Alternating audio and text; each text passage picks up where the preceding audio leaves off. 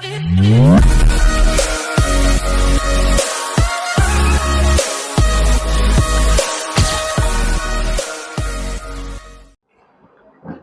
Friends, welcome to Ranker classes.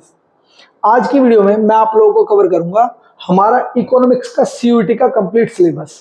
इस एक video से ही आप सीयूईटी के एग्जाम को अच्छे से दे पाएंगे और आपके सारे के सारे कॉन्सेप्ट एक ही वीडियो में सारे के सारे कॉन्सेप्ट कवर कर दूंगा। आप बस ध्यान से देखना। सबसे पहले इस साल कुछ मेजर चेंजेस आए हैं सीयूईटी के सिलेबस में, जो कुछ ऐसे हैं। इन्होंने इंडियन इकोनॉमी को हटा दिया है और साथ में माइक्रो इकोनॉमी इंट्रोड्यूस की है, जिसमें माइक्रो इकोनॉमी के अंदर इन्होंने वही 11th क्लास के बेसिक टॉपिक कवर किए हैं, जैसे introduction, consumer behaviour and demand, producer behaviour and supply, forms of market and price determination, simple application of tool of demand and supply curve. And इसके बाद आपकी 12th क्लास की macro economy आती है, जिसमें इन्होंने कवर किया है सबसे पहले national income and related aggregates, determination of income and employment and money and banking, government budget and बेटे बैलेंस ऑफ पेमेंट, जिसके अंदर इन्होंने थोड़ा सा पोर्शन फॉरेन एक्सचेंज रेट का भी कवर किया है। तो आज की इस वीडियो में शुरू करते हैं हम लोग सबसे पहले मैक्रो इकोनॉमी, और इसी वीडियो में हम लोग आगे भी पढ़ेंगे माइक्रो इकोनॉमी। तो स्टार्ट करते हैं सबसे पहले चैप्टर के साथ, मैक्रो इकोनॉमी के, जिसमें मैं आप लोगों को पढ़ाऊंगा चैप्टर नंबर 1। मेरा सारा का सारा सिलेबस कॉन्सेप्ट वाइज कवर होगा, जिसको बस आप स्लोली देखते जाना और आपका एक भी कॉन्सेप्ट छूटेगा नहीं। आपके पेपर में अच्छे मार्क्स आएंगे, ठीक है। देखो, सबसे पहले हम फर्स्ट चैप्टर शुरू करते हैं, that is circular flow and basic aggregates. इसके अंदर मैं आप लोगों को बताऊंगा कि इकोनॉमी के अंदर किस तरह से सर्कुलर फ्लो ऑफ इनकम होता है और इसके कुछ बेसिक टर्म जो बार बार मैक्रो इकोनॉमी में यूज होंगी, ठीक है। देखो, सबसे पहले स्टार्ट करते हैं हम circular flow and basic aggregates का कॉन्सेप्ट नंबर 1, जिसमें हम कवर करेंगे सर्कुलर फ्लो ऑफ इनकम, ठीक है। ये हमारा टॉपिक क्या है, ध्यान से देखना जरा बेटे। सर्कुलर फ्लो ऑफ इनकम का मतलब क्या होता है बेटे? सर्कुलर फ्लो का मतलब होता है विच हैज नो एंड। मतलब समझ रहे हो, ये एक फ्लो चलता जाएगा चलता जाएगा चलता जाएगा, और एक इकोनॉमी में 24/7 एंड 365 डेज ये रेगुलर बेसिस पे चलता है। इकोनॉमी में यही प्रोसेस होती है जिससे हमारी इकोनॉमी आगे रन करती है। देखो, सर्कुलर फ्लो ऑफ इनकम के अंदर सबसे पहले इसकी डेफिनेशन कवर करते हैं। देखो, it refer to the cycle. देखो, साइकिल मतलब समझ रहे हो, circular cycle of generation of income. देखो बेटा, हमारा सबसे पहला फेज है generation of income, first phase.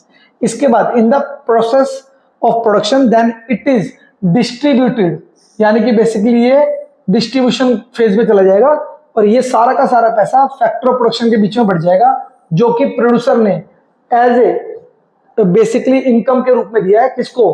Consumer sector को, ठीक है।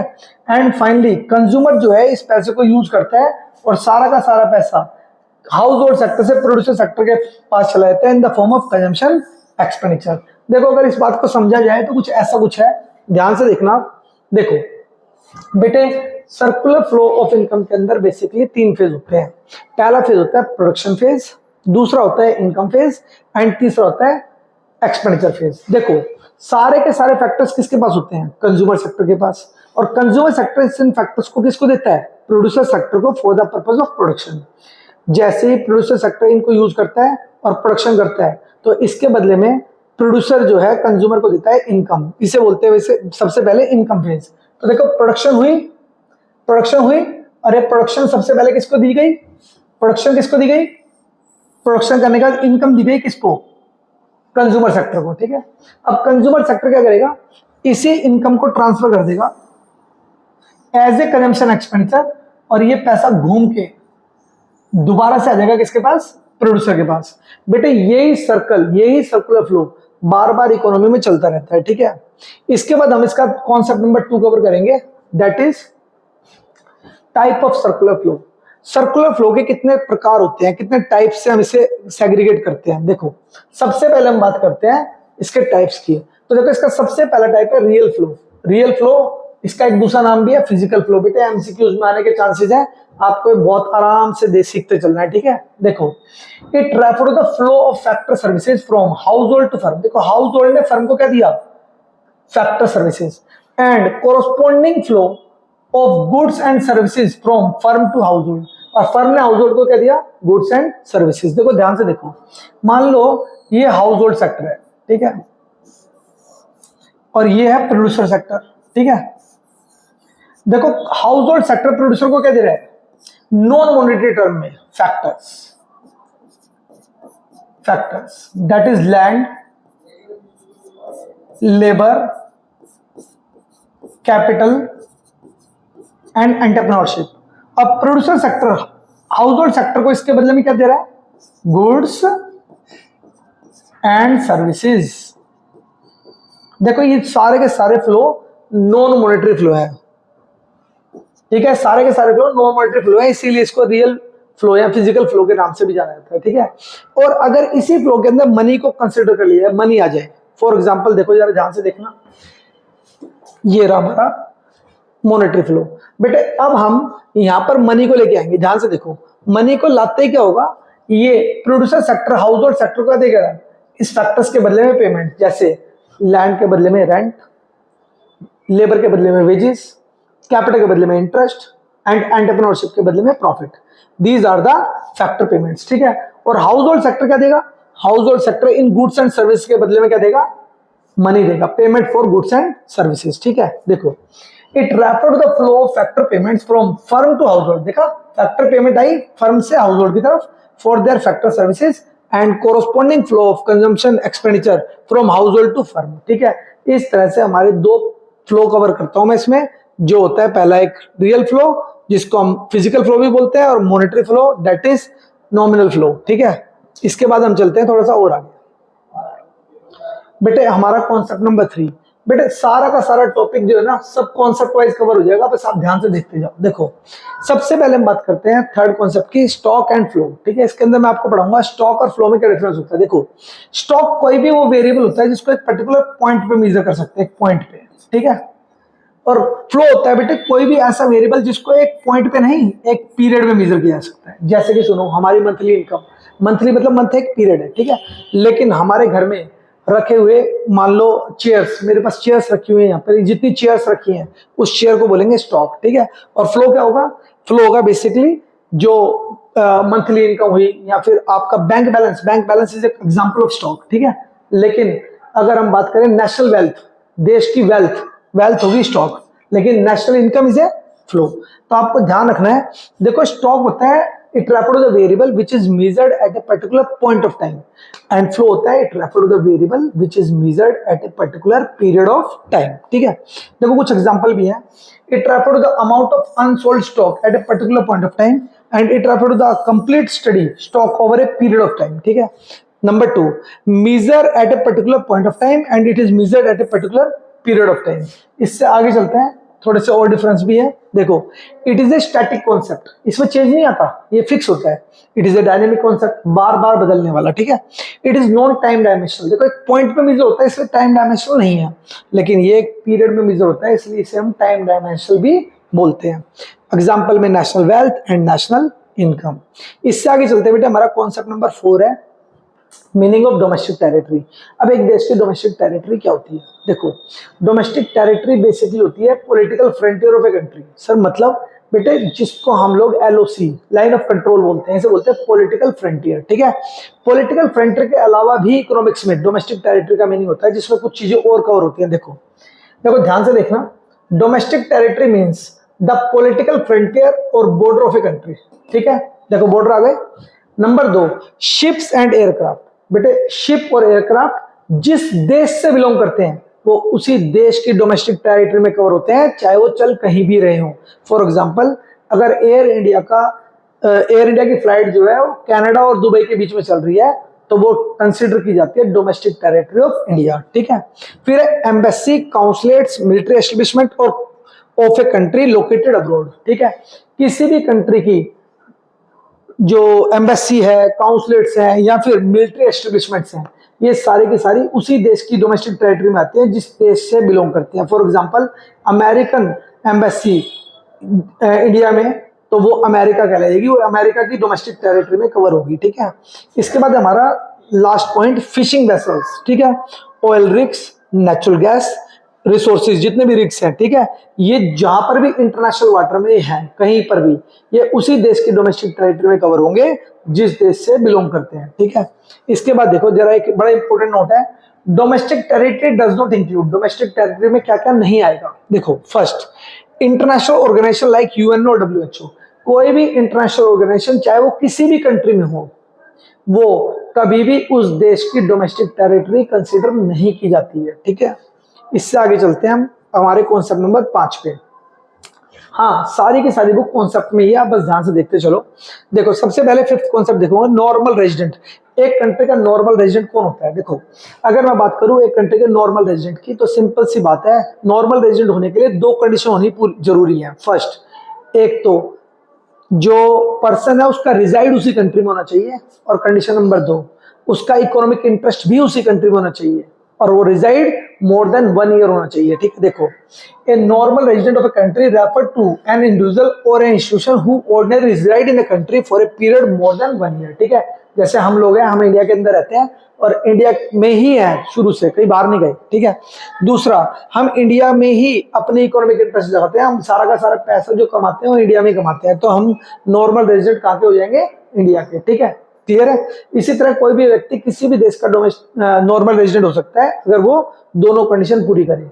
लेकिन अगर मान लो एक ही कंडीशन पूरी हो रही है, मान लो फॉर एक बॉर्डर वर्कर है, एक पर्सन है, वो रहता दूसरे देश में, जॉब करता है इंडिया में, और उसके बाद रात को अपने देश चला जाता है। ठीक है, तो वो जब भी इन दोनों में से कोई कंडीशन में डिस्प्यूट होगा तो हमेशा रिजाइड वाली कंडीशन को फॉलो करेंगे और इकोनॉमिक इंटरेस्ट वाली कंडीशन को छोड़ देंगे। ठीक है, इसके बाद देखो जरा आगे, नोट, बड़ा इंपॉर्टेंट नोट है, employees of international organization. For example, India में यूएनओ के ऑफिस में मिस्टर राम काम करता है। ठीक है, तो mister Ram is considered as normal resident of a country which they belongs, basically which he belongs, वो इंडिया का ही रेजिडेंट माना जाएगा। ठीक है, इसके बाद आते हैं हम कॉन्सेप्ट नंबर 6 पे, factor income and transfer income. बेटे, फैक्टर इनकम कौन सी है?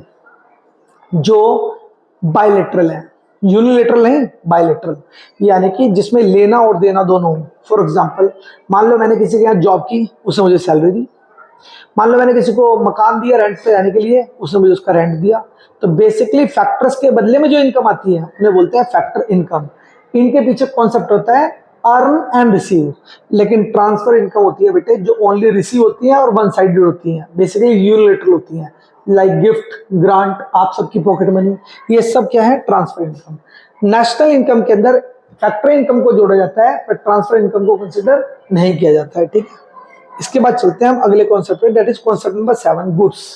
अब गुड्स को समझने के लिए आपको थोड़ा सा ध्यान देना पड़ेगा। ये देखो, बेसिकली गुड्स कितने प्रकार के होते हैं? गुड्स होते हैं बेटे 2 प्रकार के। First, intermediate goods and final goods. Sir, intermediate goods कौन से हैं? जैसे मान लो ये मैं मानता हूं प्रोडक्शन बाउंड्री,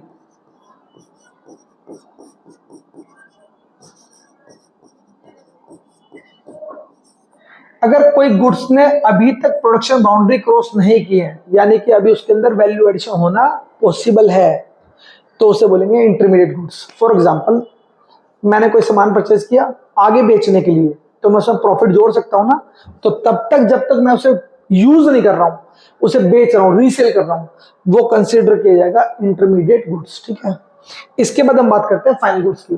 बेटे, फाइनल गुड्स वो गुड्स है जो फाइनली यूज कर रहा है उसका यूजर।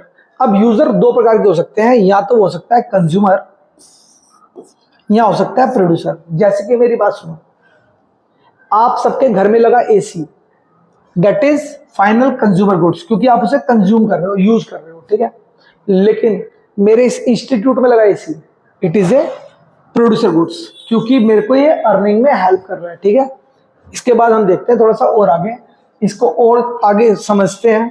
तो बेसिकली देखो जरा, हमारा जो कंज्यूमर गुड्स है ये फर्दर 4 टुकड़ों में टूटा हुआ है, durable, semi durable, non durable and services. और प्रोड्यूसर गुड्स 2 टुकड़ों में टूटा हुआ है, capital goods and non capital goods. पहले बात करते हैं डोमेस्टिक ड्यूरेबल गुड्स की। बेटे, ड्यूरेबल गुड्स वो है जिसकी लाइफ मोर देन 1 ईयर है। ठीक है, इनकी लाइफ लेस देन 1 ईयर है। नॉन ड्यूरेबल ये सिंगल यूज गुड्स है, एक बार यूज किया खत्म, जैसे मिल्क। ठीक है, और सर्विसेज तो आपको मालूम ही है। बेसिकली ड्यूरेबल में आते हैं आपके घर के फ्रिज, एसी, टेलीविजन। ठीक है, सेमी ड्यूरेबल में आते हैं आपके क्लोथ्स, ठीक है ना, चश्मा, है ना। नॉन ड्यूरेबल में आते हैं बेसिकली जो वन टाइम यूज होते हैं, टिश्यू पेपर, या इसके एक एग्जांपल में और लिया जाए तो बेसिकली आपका चाय पत्ती, है ना, मिल्क, ये सब इसमें आएंगे। अब प्रोड्यूसर गुड्स में आओ बेटा। प्रोड्यूसर गुड्स को फिर से फर्दर कैटेगराइज किया जाता है, एक तो कैपिटल गुड्स, एक नॉन कैपिटल। बेटा कैपिटल गुड्स कौन से हैं? बेटा कैपिटल गुड्स वो गुड्स होते हैं जिनकी हाई वैल्यू होती है, high value, high value, high value, ठीक है। फॉर एग्जाम्पल सुनो, मेरी बात सुनो, जैसे बोर्ड जिसमें मैं पढ़ा रहा हूँ हाई वैल्यू है ना, और प्रोड्यूसर यूज कर रहे हैं। मेरे इस रूम में लगा AC, air condition, high value है और इसे प्रोड्यूसर यूज कर रहा है, ठीक है। इसके बाद होता है सेकंड नॉन कैपिटल गुड्स। बेटा नॉन कैपिटल गुड्स कौन से गुड्स होते हैं? जो रिपीटेडली यूज तो होते हैं but not a high value, जो हाई वैल्यू नहीं होते, समझ गए। जैसे कि सुनो, हमारे इंस्टीट्यूट में रखा हुआ है एक मार्कर, ये मार्कर हाई वैल्यू नहीं है बट ये रिपीटेडली यूज हो रहा है, तो हम इसको बोलेंगे बेसिकली ये नॉन कैपिटल गुड्स है, ठीक है। इसके बाद हम बात करते हैं थोड़ा सा और आगे। देखो कॉन्सेप्ट ऑफ डेप्रिसिएशन। बेटा डेप्रिसिएशन को ध्यान से देखना। डेप्रिसिएशन क्या होता है? देखो it refer to the permanent decrement in the value of fix asset due to normal use. बेटा नॉर्मल यूज के कारण अगर किसी चीज की वैल्यू में डिक्रीमेंट होता है तो उसे हम बोलते हैं डेप्रिसिएशन। इससे आगे चलते हैं। बेसिकली डेप्रिसिएशन जो है तीन पार्ट में टूटा हुआ है। देखो नॉर्मल वीएट ईयर की वजह से वैल्यू को घट रही है, पासेज ऑफ टाइम, या expected obsolescence. Sir what is the meaning of expected obsolescence? Expected obsolescence का मतलब होता है change in technology, change in technology, ठीक है। अब ध्यान से देखो, depreciation is also known as, बेटा डेप्रिसिएशन के बड़े सारे नाम आते हैं। देखो पहला current replacement cost, replacement cost.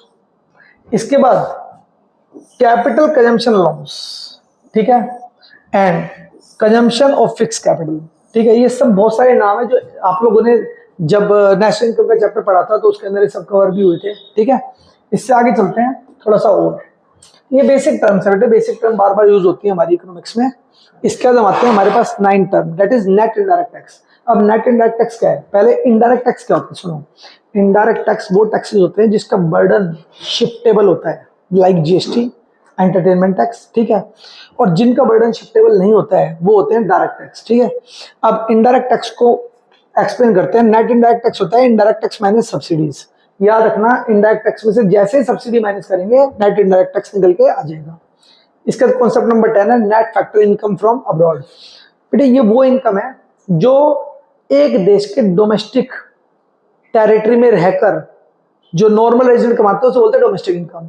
लेकिन यही नॉर्मल रेजिडेंट जब इंडिया से बाहर से पैसे कमाते हैं तो उसे बोलते हैं फैक्टर इनकम फ्रॉम अब्रॉड।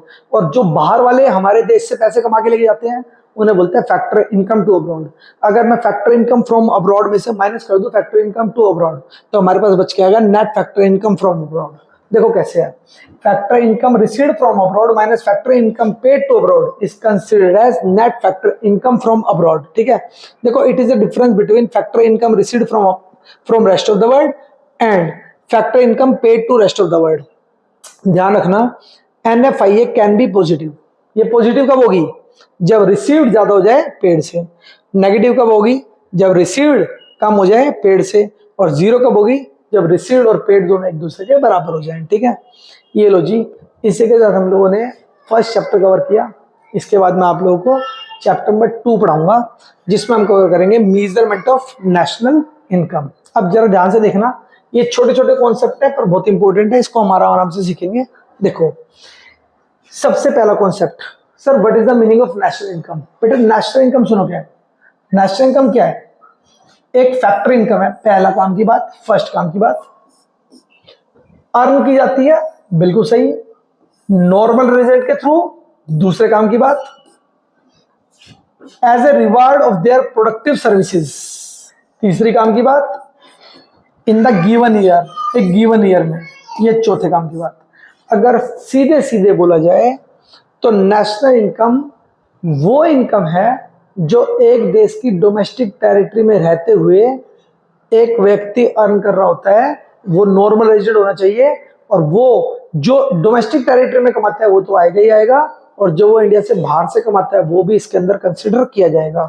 तो अगर मैं तुमसे बोलूं तो नेशनल इनकम होती है domestic income plus NFIA, net factor income from abroad. ठीक है, डोमेस्टिक इनकम में जैसे मैं बाहर की इनकम जोड़ूंगा तो हमारे देश की नेशनल इनकम निकल के आ जाएगी।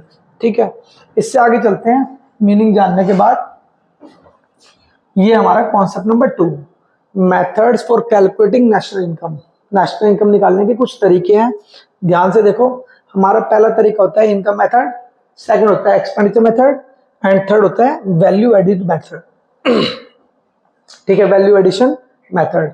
तो अब इन्हीं 3 मेथड को सीखेंगे। सबसे पहले हम लोग सीखते हैं national income by income method. देखो, इनकम मेथड से नेशनल इनकम निकालने के लिए क्या करेंगे हम लोग, डोमेस्टिक इनकम में NFIA जोड़ देंगे तो हमारे सामने निकल के आ जाएगी नेशनल इनकम। देखो, डोमेस्टिक इनकम में NFIA फॉरेन इनकम को जोड़ते ही हमारे पास नेशनल इनकम निकल के आ जाएगी। इसी को थोड़ा और आगे देखते हैं, तो आगे देखेंगे तो आप लोगों को समझा दूंगा मैं। देखो, सबसे पहले इस डोमेस्टिक इनकम का जो नाम होता है ना बेटे, ये ध्यान से देखना, जरा आप लोग ध्यान से देखना। ये जो डोमेस्टिक इनकम का नाम होता है इसको हम NDP एट FCB बोलते हैं। ठीक है, इस डोमेस्टिक इनकम को हम NDP एट FCB बोलते हैं। ठीक है, अब इसमें क्या क्या चीजें आएंगी, देखो। सबसे पहले कंपनसेशन ऑफ एम्प्लॉय और रेंट, रॉयल्टी, इंटरेस्ट और प्रॉफिट के टोटल को बोलते हैं ऑपरेटिंग सरप्लस। तो देखो, सबसे पहले compensation employ, second is operating surplus and third is mixed income. बेटा, अगर हम तीनों चीजों को जोड़ दें तो हमारे पास निकल जाएगी डोमेस्टिक इनकम, और इसी डोमेस्टिक इनकम में अगर हम जोड़ दें NFIA तो हमारे पास निकल जाएगी नेशनल इनकम। ठीक है, ये बहुत सिंपल सा बेसिक का तरीका था। इसमें बहुत बड़े न्यूमेरिकल नहीं आने वाले हैं, लेकिन फिर भी न्यूमेरिकल आने के चांसेस बनते हैं। ठीक है, इससे आगे चले हम, तो हम लोग पहुंचे इसके कुछ प्री क्वेश्चंस पे। बेटे, प्री क्वेश्चंस का प्लीज आप स्क्रीनशॉट लो और उसके बाद इसे जरूर आप घर पे जरूर पढ़ना, बहुत इंपॉर्टेंट है। एक बार रीड कर लेना इसको, मैं हट गया हूं। चलो, इससे आगे चलते हैं। प्री क्वेश्चंस के बाद हमारे क्वेश्चंस पे। देखो, मैं सबसे पहले आप लोगों को इसके कुछ क्वेश्चन सॉल्व करके दिखाऊंगा। सबसे पहले हम लोग करेंगे नेशनल इनकम के क्वेश्चंस को। तो नेशनल इनकम के क्वेश्चन सॉल्व करने के लिए ध्यान देना जरा आप लोग, ये समझ आएगा आपको। सबसे पहले देखो, calculation of national income by income method. देखो, आराम से चलेंगे। ठीक है, सबसे पहले इनकम मेथड से जाने के लिए हमें क्या निकालना है, डोमेस्टिक इनकम, और इसमें क्या जोड़ना है, NFIA, तो हमारे पास आ जाएगी नेशनल इनकम। ठीक है, तो देखो, सबसे पहले हम देखते हैं डोमेस्टिक इनकम कैसे निकलेगी। तो देखो, सबसे पहले हमारा कंपनसेशन ऑफ एम्प्लॉय दिखा, कंपनसेशन ऑफ एम्प्लॉय ये आ गया 170 प्लस ऑपरेटिंग सरप्लस। अब वो तो दे नहीं रखा, तो हम इन तीनों को जोड़ेंगे। देखो, इसको, इसको और इसको, तीनों चीज हो गई ना, रेंट, इंटरेस्ट एंड प्रॉफिट। ये आया कितना, 95। अच्छा, अब इसके अंदर एक चीज और जोड़नी है, मिक्स्ड इनकम। देखो कितनी है, 200। जैसे मैं इन तीनों का टोटल करता हूं, ये निकल के आती है डोमेस्टिक इनकम, दैट इज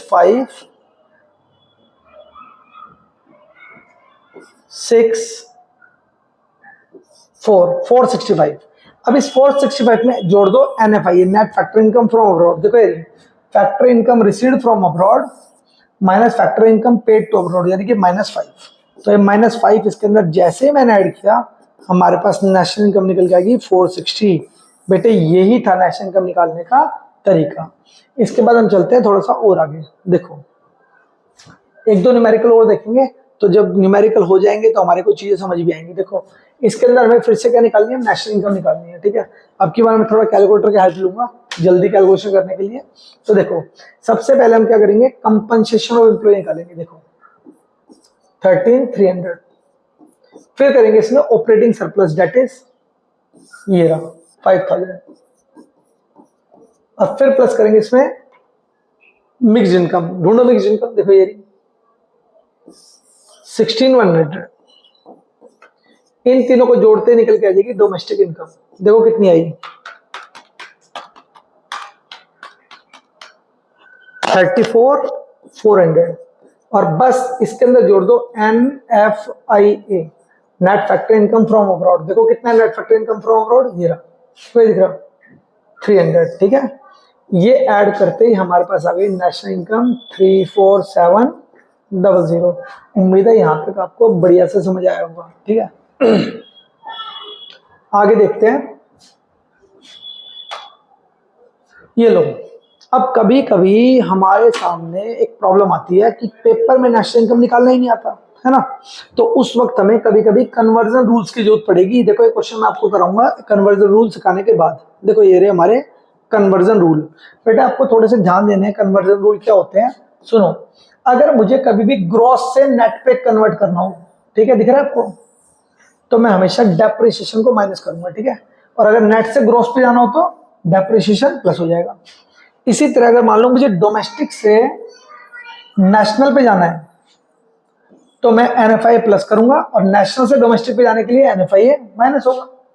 और फैक्टर कॉस्ट से मार्केट प्राइस निकालने के लिए मैं NIT net indirect tax plus करूंगा, और मार्केट प्राइस से फैक्टर कॉस्ट निकालने के लिए मैं नेट इनडायरेक्ट टैक्स को माइनस करूंगा। अब यही बेसिक के साथ मैं आपको एक क्वेश्चन दिखाता हूं। देखो ये रहा हमारा छोटा सा क्वेश्चन। देखो ध्यान देना बेटे सारे बच्चे इस पे।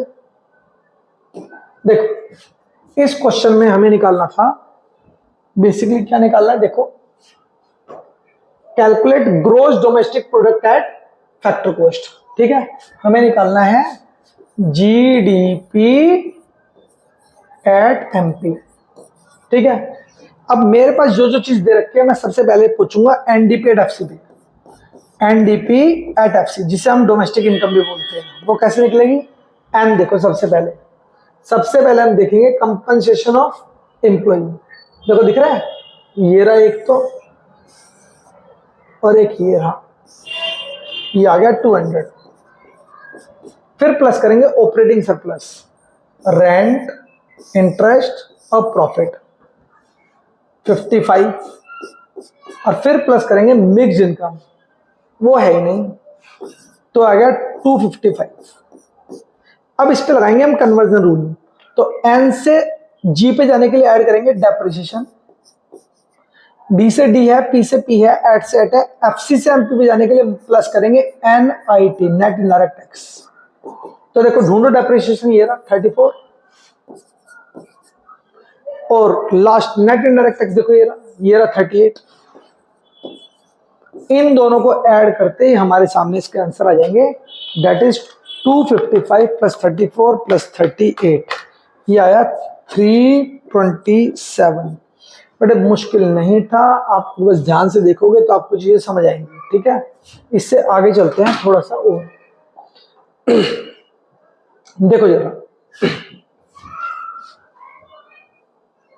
ये रहा हमारा कॉन्सेप्ट नंबर 5, जिसके अंदर मैं आप लोगों को पढ़ाऊंगा calculation of national income by expenditure method. अब एक्सपेंडिचर मेथड से हम कैसे निकालेंगे, देखो सबसे पहले हम बात करते हैं एक्सपेंडिचर मेथड में हम कहां पहुंचेंगे।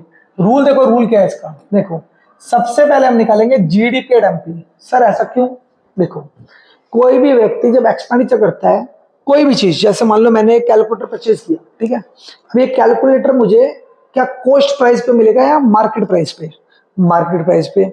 इसीलिए जब भी हम एक्सपेंडिचर मेथड फॉलो करते हैं तो हम पहुंचते ही डायरेक्ट कहाँ है, जीडीपी एट एमपी पे। ठीक है, फिर जीडीपी एट एमपी से कन्वर्जन रूल यूज करके हम निकाल लेंगे NDP at FC, and then NFI जोड़ते ही हम निकाल पाएंगे अपनी नेशनल इनकम। अब देखो इसके रूल्स देखो, धीरे धीरे देखेंगे, देखो आराम से, थोड़ा मुश्किल होता है। ये देखो सबसे पहले हम निकालेंगे जीडीपी एट एमपी। कैसे निकलेगा ये, private final consumption expenditure plus government final consumption expenditure and gross domestic capital formation and net export. Basically इन सब चीजों को ऐड करते ही हम पहुंच पाएंगे जीडीपी एट एमपी तक। कभी कभी ग्रोस डोमेस्टिक कैपिटल फॉर्मेशन नहीं दिया होता तो उसको निकालने के लिए हम ग्रोस फिक्स कैपिटल फॉर्मेशन में चेंज इन स्टॉक को ऐड करते हैं। ठीक है, और कभी कभी इससे आगे भी जाना हो तो ग्रोस फिक्स कैपिटल फॉर्मेशन को हम लोग कुछ चेंज भी कर सकते हैं। जैसे इसके अंदर कुछ 3 आइटम और कवर किए जा सकते हैं, मैं बता देता हूं आपको कौन कौन से। देखो अगर ये दे रखा है, ठीक है, नहीं दे रखा है तो इसमें फिर से 3 चीजें हम ऐड करेंगे। First, gross business investment. ठीक है, इन्वेस्टमेंट इन रेजिडेंशियल कंस्ट्रक्शंस, ठीक है, and last gross public investment. बेटे जैसे ये तीन चीजें जोड़ेंगे, ग्रोस फिक्स कैपिटल फॉर्मेशन निकलेगी, चेंज स्टॉक जोड़ेंगे, ग्रोस डोमेस्टिक कैपिटल फॉर्मेशन निकलेगी, ऊपर सब चीज जोड़ा, जीडीपी एमपी, फिर उसके बाद कन्वर्जन रूल लगाएंगे तो हमारे रिजल्ट्स आने शुरू हो जाएंगे, ठीक है। देखो इसके बाद हम शुरू करेंगे कॉन्सेप्ट नंबर 6, ठीक है, that is value addition method. देखो ये क्या था, ये भी बहुत सिंपल सा मेथड है। ग्रोस वैल्यू एडिड देखेंगे इसमें, पहले देखेंगे वैल्यू ऑफ आउटपुट और इंटरमीडिएट कंजम्पशन का डिफरेंस। अब वैल्यू ऑफ आउटपुट क्या होता है बेटे, देखो डोमेस्टिक सेल में अगर मैं एक्सपोर्ट जोड़ दूं तो टोटल सेल निकल जाएगी, और टोटल सेल में चेंज इन स्टॉक को जोड़ते ही वैल्यू ऑफ आउटपुट निकल के आ जाएगी, ठीक है। और इंटरमीडिएट कंजम्पशन होती है डोमेस्टिक कंजम्पशन प्लस इंपोर्ट। अब इसी तरह से total gross value added is always equal to GDP and MP, और जैसे ही आप जीडीपी एंड एमपी तक पहुंचोगे तो आप उससे कन्वर्ट करके इजीली बना सकते हो नेशनल इनकम, पहले एनडीपी और उसके बाद जोड़ देना एनएफआईए, ठीक है। जैसे कि देखो तुम्हारे सामने एक क्वेश्चन है, इसमें इनकम मेथड और प्रोडक्शन मेथड से हमें निकालना है जीडीपी एट एमपी। तो सबसे पहले एक एक करके दोनों के दोनों टॉपिक को देखेंगे हम। इसमें हम निकालेंगे जीडीपी एट एमपी दोनों मेथड से। देखो कैसे निकलेगा, ध्यान देना जरा। देखो सबसे पहले हम लोग शुरू करते हैं प्रोडक्शन मेथड, जो अभी अभी सीखा है हमने। वैल्यू ऑफ आउटपुट हमारे पास दे रखे 800, प्लस करेंगे इसके अंदर,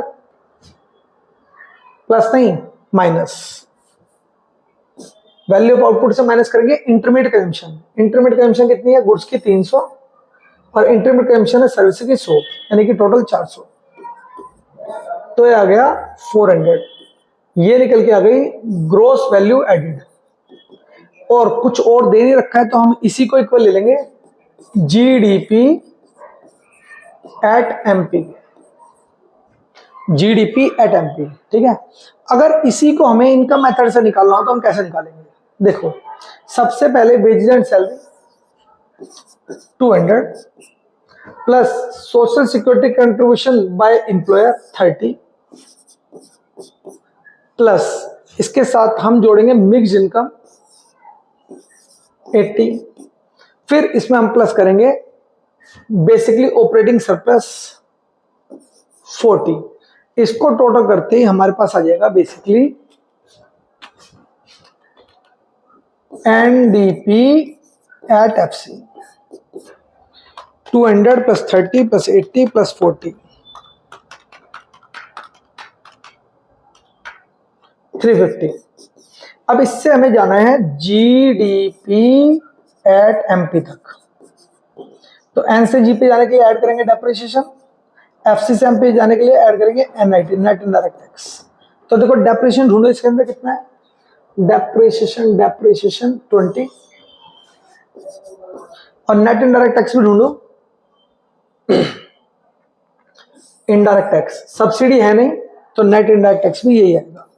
तो 350 प्लस 50 400। तो चाहे आप ऐसे निकालो या फिर आप ऐसे निकालो, दोनों से रिजल्ट्स हमेशा सिमिलर ही आएंगे। इससे आगे चलते हैं हम अगले टॉपिक को लेके, दैट इज कॉन्सेप्ट नंबर 7। इसे बोलते हैं real GDP and nominal GDP. बेटे what is the exact meaning of real GDP? बेटे रियल जीडीपी होती है GDP at constant price, constant price, और नॉमिनल जीडीपी होती है जीडीपी एट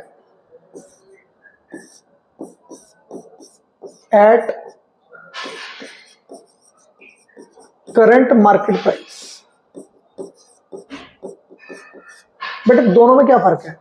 देखो हमें ज्यादा डेफिनेशन तो देखनी नहीं, लेकिन इसके अंदर इन्फ्लेशन ऐड होती है, इसके अंदर इन्फ्लेशन ऐड नहीं होती।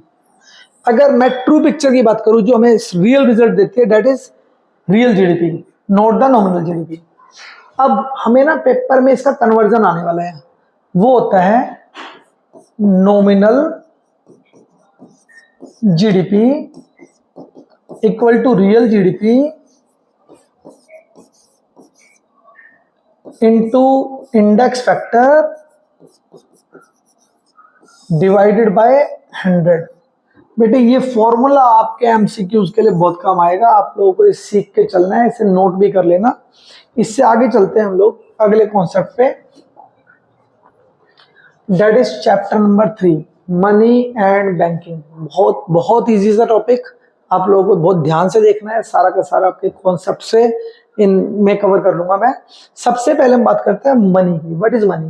बेटे मनी इज एनीथिंग, कुछ भी मनी हो सकता है अगर वो बेसिकली हमारे 4 काम पूरे कर दिए। देखो, money is anything which is generally accept as medium of exchange, measure in value, store in value and standard of deferred payment. ठीक है, 4 काम है। इसी को हम ऐसे भी बोल सकते हैं, money has a function for medium, measure, standard and store. ठीक है, अब आते हैं हम कॉन्सेप्ट नंबर 2 पे। बेटे फंक्शन ऑफ मनी, मनी के फंक्शन कौन कौन से हैं? पहला medium of exchange, measure in value, standard of deferred payment and store in value. आपको ध्यान रखने हैं 2 प्राइमरी फंक्शन है, 2 सेकेंडरी फंक्शन है। मीडियम, मेजर, स्टैंडर्ड, स्टोर, यही 4 फंक्शन है मनी के। तो money has a function for medium, measure, standard, store. ठीक है, इसके बाद चलते हैं हम concept number 3, that is supply of money. अब बेटे सप्लाई ऑफ मनी को सीखना पड़ेगा हमें। देखो, सप्लाई ऑफ मनी का मतलब क्या है?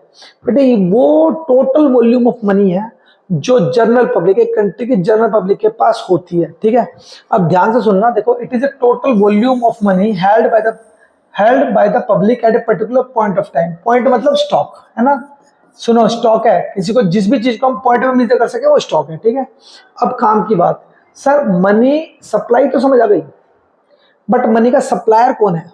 हमारे इकोनॉमी में मनी का सप्लायर कौन है? तो देखो, अगर मैं बात करूं हमारे इकोनॉमी में मनी का सप्लायर कौन है, तो हमारा कॉन्सेप्ट नंबर 4 है। इसमें मनी के सप्लायर है 3 लोग, सेंट्रल बैंक, कमर्शियल बैंक और ministry of finance.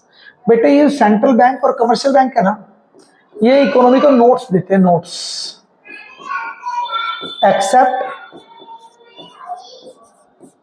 1 rupees note. 1 rupees के नोट को छोड़ के सारे नोट सही देते हैं। ठीक है, लेकिन मिनिस्ट्री ऑफ फाइनेंस हमें देता है 1 रुपी नोट प्लस साथ में ऑल कॉइन्स। हमारे देश को फाइनेंस मिनिस्ट्री सारे के सारे 1 रुपीज नोट और कॉइन्स देता है। बेटे याद रखना, सेंट्रल बैंक के द्वारा जो नोट्स जारी किए जाते हैं उस पे साइन किसके होते हैं? गवर्नर के। और 1 रुपीज के नोट पे साइन किसके होते हैं? फाइनेंस सेक्रेटरी के। फाइनेंस सेक्रेटरी, आपको ये बात ध्यान रखनी है। ठीक है, एमसीक्यू के लिए रेलिवेंट है। ठीक है, आगे देखो, that is concept number 5, measure of money supply. अब मनी सप्लाई को मीजर करने का तरीका क्या है? थोड़ा सा ध्यान से देखना, समझा पाऊंगा मैं आपको आराम से। देखो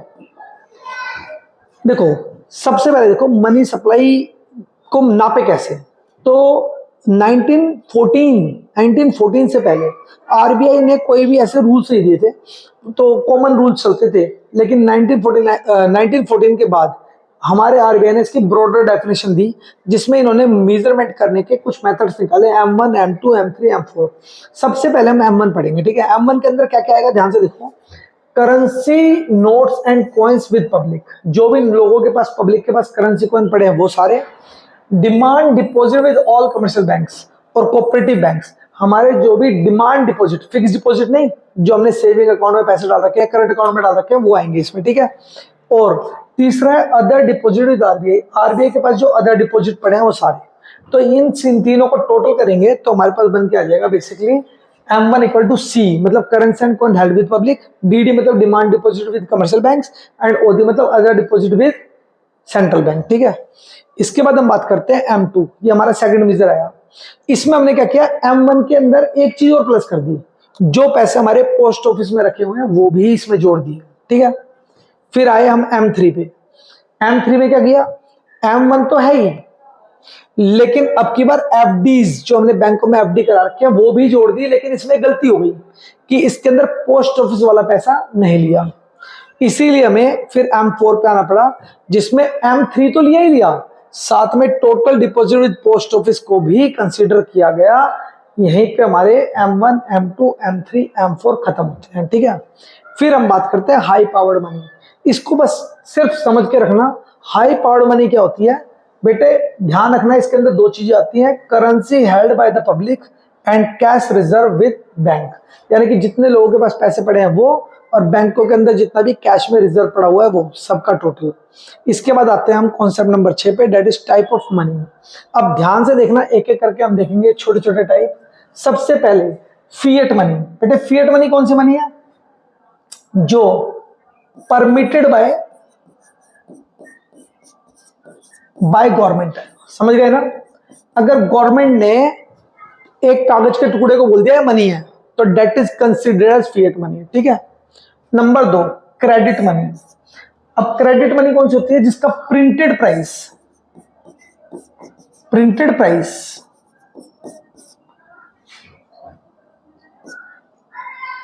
ज्यादा होता है इसके इंट्रिंसिक प्राइस से, समझ गए? इसमें समझ नहीं आया। जैसे कि देखो मैं तुम्हें एग्जांपल देता हूं, एक एग्जांपल देता हूं। मान लो ये 10 रुपीज कॉइन है, ठीक है। इसके ऊपर लिखा हुआ है 10 रुपीज, तो इसकी वैल्यू हो गई 10 प्रिंटेड। बट इस मेटल की वैल्यू की बात की जाए तो मान लो ये 2 ही रुपए है, तो बताओ ये ज्यादा हुआ ना। तो that is the right example of credit money, ठीक। इसके बाद हम बात करते हैं फुल्ली बॉडीड मनी। ये क्या होता है? बेटा फुल्ली बॉडीड मनी को समझो, जिसका प्रिंटेड प्राइस छोटा होता है इसके इंट्रिंसिक वैल्यू से। सर समझाओ, मान लो ये कॉइन 10 रुपए का लेकिन गोल्ड का होता, तो प्रैक्टिकली सुनो, गोल्ड के कॉइन में मेटल की वैल्यू क्या है? मान लो 50,000 और प्रिंट कितना हुआ है? 10, तो इसे बोलेंगे फुली बॉडीड मनी। अगर किसी करेंसी का मेटल वैल्यू और प्रिंटेड प्राइस इसके बराबर भी हो जाए तो भी इसे फुली बॉडीड मनी ही बोला जाएगा, ठीक है। एंड लास्ट है प्लास्टिक मनी। बेटे प्लास्टिक मनी के अंदर कौन सी मनी कवर की जाएगी? सारे के सारे क्रेडिट कार्ड्स, कॉइन्स, ये सब। हाँ बेसिकली मेटल या क्रेडिट कार्ड, डेबिट कार्ड, ये सब इसमें आएंगे, ठीक है। इससे आगे चलते हैं, हमारा अगला टॉपिक है लीगल टेंडर मनी। बेटा लीगल टेंडर मनी कौन सी मनी होती है? जिसको गवर्नमेंट ने परमिट किया हुआ है फॉर पेइंग द डेट्स, जैसे कि नोट्स, करेंसी नोट्स वगैरह, ठीक है। और near money which is not the money but easily convertible into money, like shares, है ना, स्टॉक्स, या हमारे पास और भी कोई ऐसे एसेट्स जो इजिली कन्वर्ट हो सके मनी में, ठीक है। इसके बाद हम बात करते हैं हमारे अगले कॉन्सेप्ट की, कमर्शियल बैंक्स, ठीक है।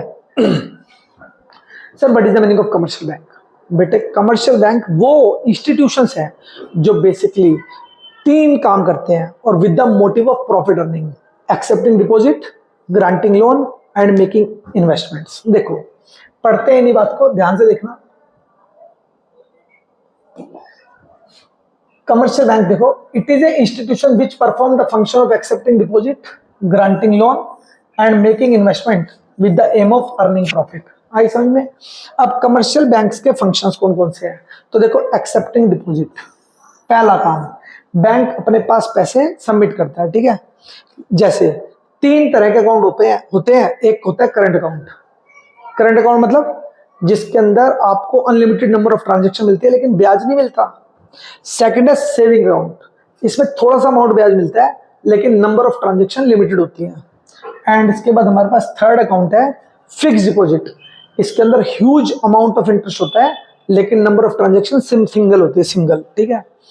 सेकंड वर्ग होता है इसका एडवांसिंग लोन, लोन देता है बैंक। एक तो लॉन्ग टर्म लोन जो 1 साल से ज्यादा के होते हैं, और डिमांड लोन जो बेसिकली जब बैंक चाहे वापस ले लेता है, ठीक है। और तीसरा है शॉर्ट टर्म लोन। अब तीसरा कॉन्सेप्ट हमारा मनी क्रिएशन। सर बैंक पैसे कैसे कमाता है?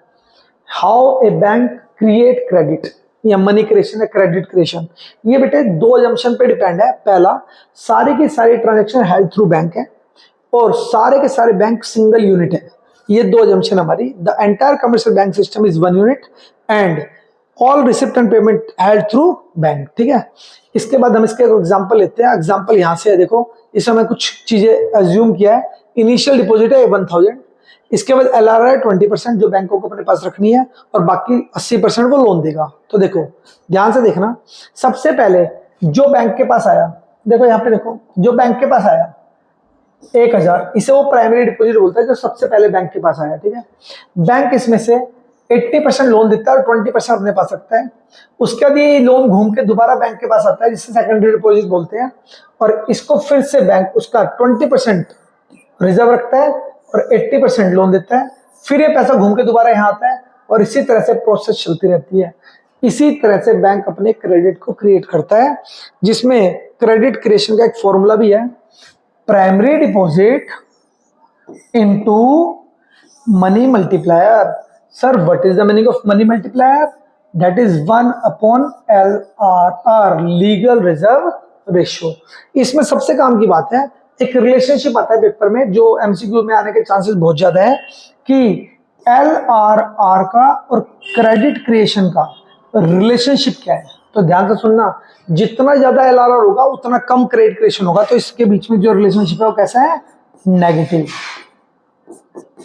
सर ऐसा क्यों होता है? क्योंकि देखो, जितना ज्यादा रिजर्व रखेंगे उतना बैंक कम लोन दे पाएंगे, और जो लोन कम देंगे तो क्रेडिट क्रिएशन भी कम ही होगा। ठीक है, इसके बाद चलते हैं हम थोड़ा सा और आगे। देखो, central bank, what is the meaning of central bank? बेटे, सेंट्रल बैंक एक एपेक्स सुप्रीम पावर है, ठीक है, जो सारे के सारे एंटायर बैंकिंग सिस्टम को कंट्रोल करती है हमारे देश के। ठीक है, ये हर देश में जरूर होता है। इसी तरह हमारे देश का सेंट्रल बैंक कौन है? RBI। अब बात करते हैं function of central bank. Central bank के काम कौन कौन से हैं? पहला काम, currency authorisation.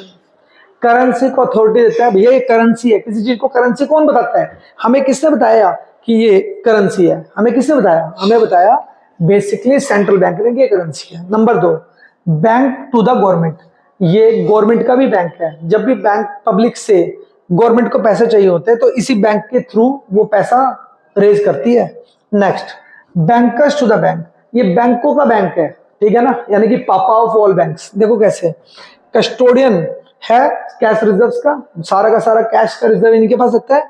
Lender of last resort, अगर बैंकों को लोन चाहिए और लोन नहीं मिल रहा तो यहां से ही लोन मिलेगा। एंड क्लियरिंग हाउस फंक्शन भी एक इसका फंक्शन है, जो एक बैंक के चेक को दूसरे बैंक में वो क्लियर कर देता है। ठीक है, फोर्थ है control of money supply and credit. बेटा, ये क्रेडिट क्रिएशन को भी कंट्रोल करता है। वो कैसे करता है? इसके लिए इसके पास 2 टूल्स है। पहला है क्वांटिटेटिव इंस्ट्रूमेंट्स, दूसरा है क्वालिटेटिव इंस्ट्रूमेंट्स। तो ध्यान से देखना, जरा इसको समझाता हूं मैं आपको। देखो, पहला होता है बैंक रेट। बेटा, बैंक रेट क्या रेट है? जिसके ऊपर एक सेंट्रल बैंक लोन देता है, वो भी लॉन्ग टर्म के लिए कमर्शियल बैंक्स को।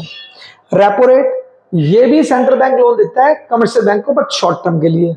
रिवर्स रेपो, इसमें कमर्शियल बैंक अपने एक्सेस मनी को डिपॉजिट करते हैं किसके पास? सेंट्रल बैंक के पास। उसके ऊपर जो ब्याज मिलता है वो है ये। ओपन मार्केट ऑपरेशन, सारे की सारी सिक्योरिटी की सेल परचेज हो गई। कैश रिजर्व रेशियो, ठीक है, और स्टैच्यूटरी लिक्विड रेशियो, ये जितनी भी इनके दोनों बोथ को हम LRR बोलते हैं, लीगल रिजर्व रेशियो। ठीक है, ये टूल्स हैं जिसके थ्रू वो कंट्रोल करता है इकोनॉमी में money supply. Second, qualitative tools. इसमें क्या होता है? Marginal requirement. ये क्या होती है? सुनो, जब हम बैंक से लोन लेने जाते हैं ना, तो हमसे कुछ ना कुछ मॉर्गेज में सामान रखते हैं। उस सामान की जितनी ज्यादा वैल्यू होती है और लोन का जो डिफरेंस होता है उसे बोलते हैं marginal requirement. Moral suasion, moral pressure create करके एंड डायरेक्ट एक्शन। कभी कभी बैंक, सेंट्रल बैंक जो है वो कमर्शियल बैंक के ऊपर डायरेक्ट एक्शन भी लेता है और उन्हें फोर्स करता है कि भाई आप क्रेडिट करो, क्रेडिट क्रिएशन को कंट्रोल करो। ठीक है, इससे आगे देखो, ये आता है हमारे पास चैप्टर नंबर 4। बेटे, इस चैप्टर के बाद इकोनॉमिक्स हमारी थोड़ी सी मुश्किल होती चली जाएगी। आपको यहाँ से थोड़ा ध्यान देना है, मैं भी यहाँ से थोड़ा थोड़ा स्लो हूँगा और हम धीरे धीरे इन चैप्टर्स को कवर करेंगे। देखो, chapter number 4, aggregate demand and related concept. सबसे पहले हम बात करते हैं what is the meaning of aggregate demand. बहुत इंपॉर्टेंट है, सुनो। देखो, एग्रीगेट डिमांड क्या होती है? मैं कह रहा हूं एक इकोनॉमी के अंदर बहुत सारे लोग हैं। जैसे कि अगर मैं बात करूं इकोनॉमी के अंदर जो रहने वाले लोग हैं उनके बारे में, तो एक कंज्यूमर भी है ना, एक प्रोड्यूसर भी है, एक गवर्नमेंट भी है, एक रेस्ट ऑफ द वर्ल्ड भी है, पूरा संसार है ना। ये लोग जब डिमांड करते हैं सभी गुड्स एंड सर्विसेज की, उन सबके टोटल यानी कि योग को बोलते हैं एग्रीगेट डिमांड। बट इसे निकालना तो पॉसिबल नहीं है, तो एक तरीका निकाला, इन सब के द्वारा खर्च की गए एक्सपेंडिचर को ले लो और उन्हें जोड़ लो, वो एग्रीगेट डिमांड निकल के आ जाएगी। देखो कैसे, aggregate expenditure refer to the total value of final goods and services which all the sector, देखो ऑल द सेक्टर दिख रहा है ना ये रे, of economy are planning, planning मतलब it is estimation not the actual, to buy at given level of income during a period of accounting year. तो देखो जो कंज्यूमर होता है वो कंजम्पशन करता है, प्रोड्यूसर जो होता है वो इन्वेस्टमेंट करता है, गवर्नमेंट होती है वो दोनों काम करते हैं, इसे हम जी बोलते हैं, रेस्ट ऑफ द वर्ड को X minus M, that is export minus import. तो अगर मुझसे कोई बोले कि what is the component of aggregate demand, तो मैं एग्रीगेट डिमांड के कंपोनेंट को डिस्क्राइब करूंगा इस तरह से कुछ। देखो हाउस होल्ड सेक्टर करता है कंजम्पशन, इन्वेस्टिंग प्रोड्यूसर सेक्टर करता है investment, government consumption plus investment जिसे जी बोलते हैं, और रेस्ट ऑफ द वर्ड करता है एक्सपोर्ट माइनस इंपोर्ट। तो aggregate demand equal to C plus I plus G plus X minus M, ठीक है। लेकिन presently we just had to learn aggregate demand which is the addition of consumption and investment expenditure because it is assumed that there are only two sector exist in economy, that's why aggregate demand जो होती है वो सी plus आई के बराबर है, इन दो को हमने कट कर दिया है, ठीक है। आगे देखेंगे देखो ये एक एग्जांपल के साथ देखते हैं। देखो एक इनकम, इनकम पता है कौन सी इनकम है बेटे, नेशनल इनकम है, नेशनल इनकम के बारे में बात हो रही है, ठीक है। अगर देश की नेशनल इनकम 0 है और हमारी कंजम्पशन 40 है, पता है इसको क्या बोलेंगे, ऑटोनोमस कंजम्पशन, ठीक है। और इन्वेस्टमेंट 20 है तो इनके टोटल को बोलेंगे एग्रीगेट डिमांड। अगर इनकम है 100, कंजम्पशन 120 और इन्वेस्टमेंट है 20, तो इनके टोटल को बोलेंगे एग्रीगेट डिमांड। इसी तरह से जहां पर इनकम और कंजम्पशन के बराबर आ जाए इसे बोलते हैं break even point, break even point. यहाँ पर जो है वो सेविंग्स हमेशा 0 के बराबर होती है, एंड इसी के साथ ये धीरे धीरे बढ़ता जाएगा, इससे बोलेंगे एग्रीगेट डिमांड। अब इसी को अगर हम ग्राफ में देखें तो ग्राफ देखो कैसा बनेगा, इसी के ग्राफ को देखते हैं। देखो ये बनाई मैंने तुम्हारे सामने इन्वेस्टमेंट, ऑटोनोमस इन्वेस्टमेंट, ठीक है। यहां से ऊपर जाएगा कंजम्पशन और ठीक इसके ऊपर जाएगी एग्रीगेट डिमांड। बेटे ये इसका ग्राफ आएगा, इसको लर्न करके रखना है आपको, इसकी शेप याद रखनी है। इससे आगे चलते हैं।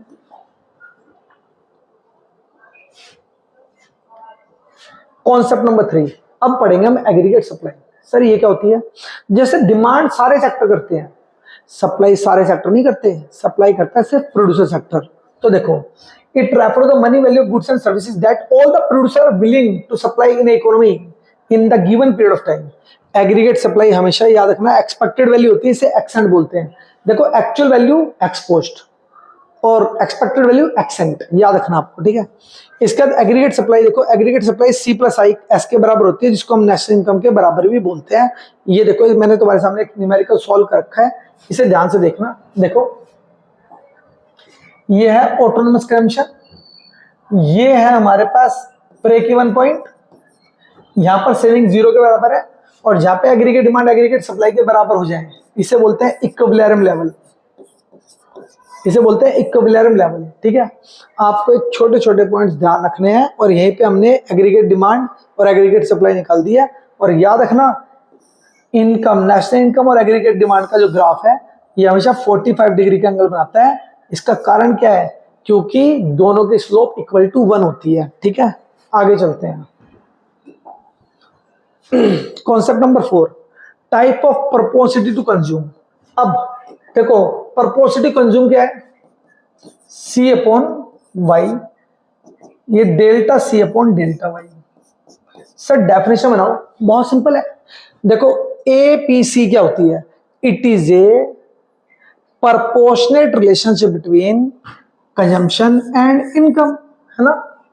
It is a proportionate relationship between change in consumption and change in income। दोनों समझते जाओ, डेफिनेशन साथ साथ बनेगी। इसके बाद देखो इसी तरह से अगले टॉपिक पे,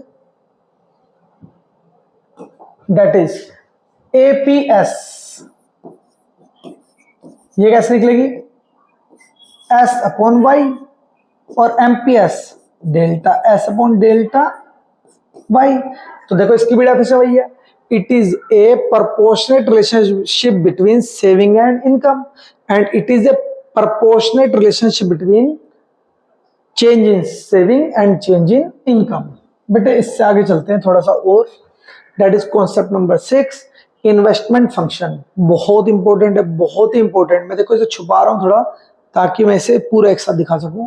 तो देखो सबसे पहले हम बात करते हैं इन्वेस्टमेंट फंक्शन की। तो देखो इन्वेस्टमेंट क्या होता है पता है आपको, देखो यहां से पढ़ो। देखो इन्वेस्टमेंट क्या है, इन्वेस्टमेंट है basically investment refer to the expenditure incurred on creation of new asset. अगर कोई व्यक्ति अपनी नई एसेट बना रहा है, ठीक है, कोई सामान खरीद रहा है, कार खरीद रहा है, उसे बोलेंगे इन्वेस्टमेंट फंक्शन। ठीक है, अब काम की बात है सर इन्वेस्टमेंट कितने प्रकार की होती है, बेसिकली दो प्रकार की होती है, ऑटोनोमस और इंड्यूस्ड। देखो ऑटोनोमस इन्वेस्टमेंट वो इन्वेस्टमेंट है जो एक इकोनॉमी देश को सुचारू रूप से चलाने के लिए करती है। ठीक है, इसके पीछे प्रॉफिट मोटिव नहीं होता, इसी वजह से जो इसका ग्राफ होता है ना वो पैरेलल टू एक्स एक्सिस होता है। ठीक है, लेकिन इंड्यूस्ड इन्वेस्टमेंट कैसी इन्वेस्टमेंट है जिसके पीछे मेन मोटिव प्रॉफिट कमाना होता है। प्रॉफिट बढ़ेगा तो ये बढ़ेगी, प्रॉफिट घटेगा तो ये घटेगी, प्रॉफिट जीरो होगा तो ये जीरो हो जाएगी। ठीक है, देखो अब इन्वेस्टमेंट की डिटर्मिनेंट के बारे में बात करो। सर डिटर्मिनेंट किसके, इंड्यूस्ड के। देखो पहला है हमारे पास MEI, marginal efficiency of investment. देखो कहीं पे भी पैसा लगाओ किसी भी बिजनेस में, वहां से एक एक्सपेक्टेड रेट ऑफ रिटर्न तो होता है ना कि कितना कमाएंगे, उसी को बोलते हैं MEI। ठीक है, और वही पैसा जहां से मैंने उठाया है ब्याज पे या लोन पे, जो भी उसका ब्याज का इंटरेस्ट जाएगा उसे बोलते हैं ROI। ठीक है, और जब भी MEI ज्यादा होगी ROI से तो ही मैं इन्वेस्टमेंट करूंगा, अदरवाइज इन्वेस्टमेंट करने से नुकसान होगा। ठीक है, इसके बाद आते हैं हम लोग ने नेक्स्ट चैप्टर पे, that is chapter number 5, income determination and multiplier. सुनो बेटे सुनो, इसके अंदर ना दो मान्यताएं हैं, लेकिन हमें क्लासिकल थ्योरी नहीं सिर्फ केन्स थ्योरी पढ़नी है, वो हमारे लिए काम की है। केन्स कहता था कि बेसिकली इकोनॉमी में इक्विलिब्रियम लेवल सिर्फ तब हो सकता है जब फुल एम्प्लॉयमेंट लेवल हो। ठीक है, तो ये पूरा का पूरा जो चैप्टर है ना वो इसी थॉट के ऊपर बेस्ड है कि बेसिकली केन्स की थ्योरी क्या है। तो केन्स की थ्योरी पढ़ेंगे अभी हम। तो देखो केन्स जी क्या बोलते थे, an economy is an equilibrium when aggregate demand for the goods and services equals to with aggregate supply during a particular period of time. देखो एग्रीगेट डिमांड एग्रीगेट सप्लाई के बराबर हो जाए तभी हम लोग बोलेंगे बेसिकली कि हम इक्विलिब्रियम लेवल पे आ गए। इसके बाद हम बात करते हैं इफेक्टिव डिमांड। देखो CUET के लिए बड़ा इंपॉर्टेंट वर्ड है इफेक्टिव डिमांड, पेपर में आने के चांसेस है, देख रहा हूं। कह रहा है it refer to the level of aggregate demand which becomes effective because it is equal to the aggregate supply of the economy. यानी कि जहां पर एग्रीगेट डिमांड एग्रीगेट सप्लाई के बराबर हो जाए उस लेवल को बोलते हैं बेसिकली इफेक्टिव डिमांड। ठीक है, इसके बाद चलते हैं आगे। सर अगर डिमांड ज्यादा हो जाए सप्लाई से तो खुद सोचो अगर डिमांड ज्यादा हो जाए यानी कि लोग चीज लेना चाह रहे हैं पर सप्लाई नहीं आ रही तो क्या होगा, चीज महंगी हो जाएगी। देखो प्राइस बढ़ गए, प्रोडक्शन बढ़ा ही नहीं सकते क्योंकि हम ऑलरेडी फुल एम्प्लॉयमेंट लेवल पे हैं। एम्प्लॉयमेंट में भी कोई चेंज नहीं आएगा क्योंकि हम ऑलरेडी फुल एम्प्लॉयमेंट लेवल पे, हमारी एजम्पशन है। लेकिन अगर डिमांड कम रह जाए एग्रीगेट सप्लाई से तो क्या होगा, तो भैया चीजें बिकेंगी नहीं, प्राइस कम हो जाएंगे। प्राइस कम होंगे, प्रोडक्शन कम होगी, और जैसे प्रोडक्शन कम होगी हम एम्प्लॉयज को बोलेंगे बाय बाय, जाओ अपने घर पे, और एम्प्लॉयमेंट भी कम हो जाएगी। ठीक है, इसके बाद हम बात करते हैं हमारा अगला इंपॉर्टेंट टॉपिक इन्वेस्टमेंट मल्टीप्लायर। अब देखो इकोनॉमी में ना इन्वेस्टमेंट मल्टीप्लायर को के नाम से जाना जाता है। इसको निकालने के ना तीन बेसिक फॉर्मूला है, K equal to delta Y upon delta आई।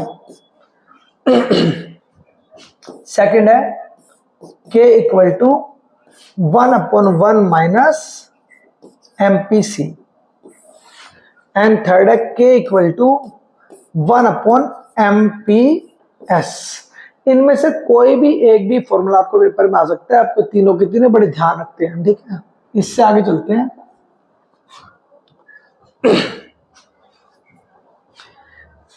बेटे यहाँ कुछ छोटे छोटे न्यूमेरिकल्स हैं, एक न्यूमेरिकल मैं आपको कराता हूं तो और अच्छे से समझ आएगी चीजें।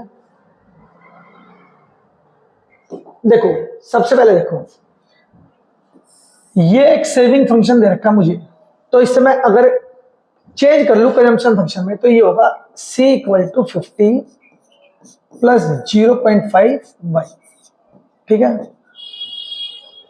अब इन्वेस्टमेंट एक्सपेंडिचर दे रखा है 7000, तो आपके सामने आई दे रखा है 7000 और वो भी एट इक्विलिब्रियम लेवल पे, ठीक है। अब आपको पता है income equal to C plus S होती है और इक्विलिब्रियम लेवल पे y equal to C plus I भी होता है। तो अगर इनकम को मैं यहीं रहने दूं तो मैं ऐसा कह सकता हूं कि income equal to C plus I, और इसके अंदर पुट कर देते हैं इसकी वैल्यू, तो c equal to 50 plus 0.5 c plus आई।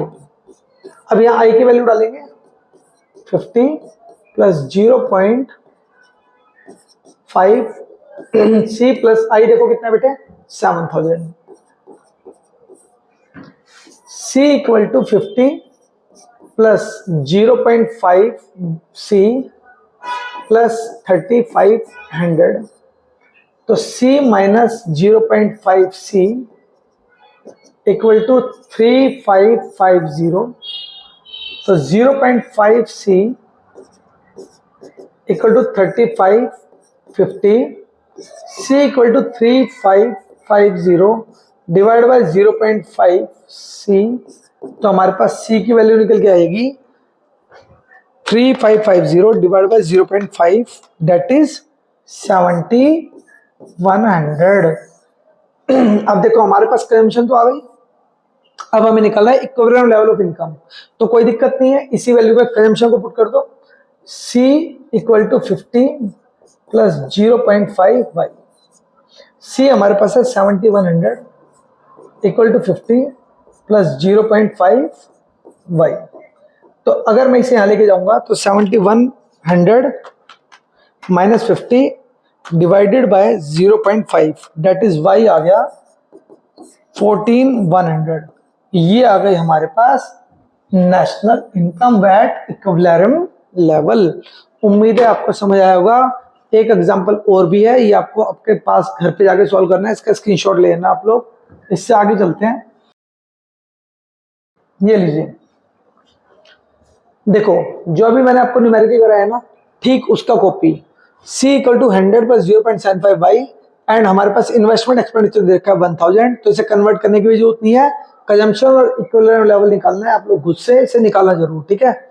इसके बाद एक और क्वेश्चन है बिल्कुल सेम वैसा ही, यहाँ पर भी इन्वेस्टमेंट एक्सपेंडिचर 4000 दे रखा है, आपको तीनों चारों क्वेश्चन जरूर निकालने हैं, ये मोस्ट एक्सपेक्टेड क्वेश्चन है जो पेपर के अंदर आने के चांसेस हैं, ठीक है। इसके बाद आते हैं हम चैप्टर नंबर 6 पे, एक्सेस एंड डेफिशिएंट डिमांड। इसके बाद ये आखिरी चैप्टर बेटे जो काफी टफ है, एंड देन इसके बाद सारे के सारे चैप्टर बिल्कुल फ्लो में स्लोली हम खत्म करेंगे और सारे चैप्टर आपको आ भी जाएंगे, ठीक है।